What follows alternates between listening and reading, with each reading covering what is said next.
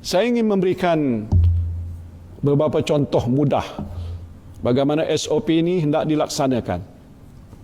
Misalnya mulai 4 hari bulan Mei ini, iaitu hari Isnin minggu depan, Pak Saleh yang saya sebutkan dalam ucapan saya yang terdahulu, boleh buka semula restoran yang ditutup.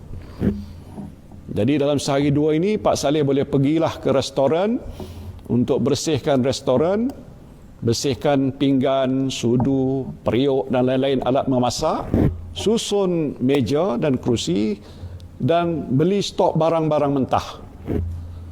Pastikan meja disusun dengan jarak sekurang-kurangnya 2 meter antara satu meja dengan meja yang lain. Ini penting supaya di tengah-tengahnya ada ruang yang agak luas untuk pelanggan dan pekerja lalu dan ada jarak yang selamat antara pelanggan yang makan di situ.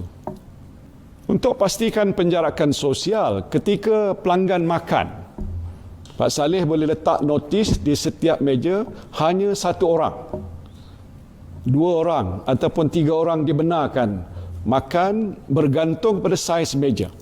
Kalau meja kecil mungkin 1 orang ataupun 2 orang saja dibenarkan, biasanya 4 orang.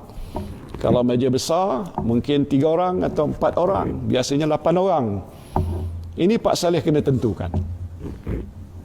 Keduanya, buatkan garisan di lantai depan kaunter bayaran. Ukur garisan sekurang-kurangnya 1 meter antara satu sama lain. Inilah untuk memastikan pelanggan beratur dengan jarak sekurang-kurangnya 1 meter di depan ataupun di belakang pelanggan yang lain ketika mereka hendak membuat bayaran. Ketiganya, sebagaimana biasa, sediakanlah hand sanitizer di kaunter bayaran. Pelanggan yang dah bayar boleh gunakan hand sanitizer ini untuk bersihkan tangan.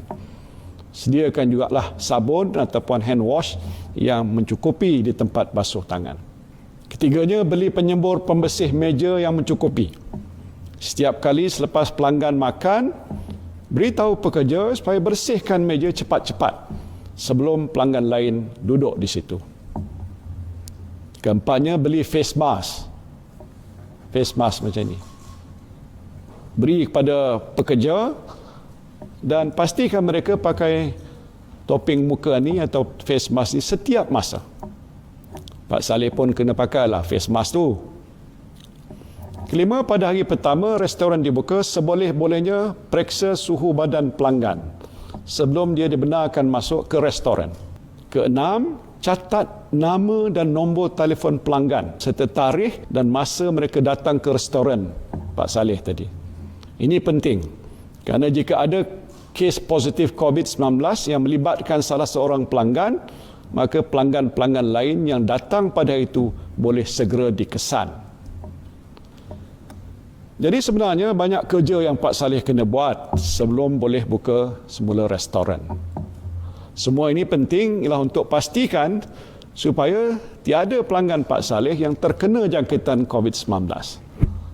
Pemilik restoran, food truck dan gerai makan yang lain pun mesti buat perkara yang sama.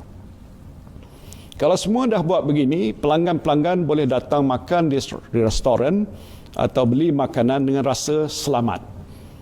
Jika masih was-was, bungkus sajalah.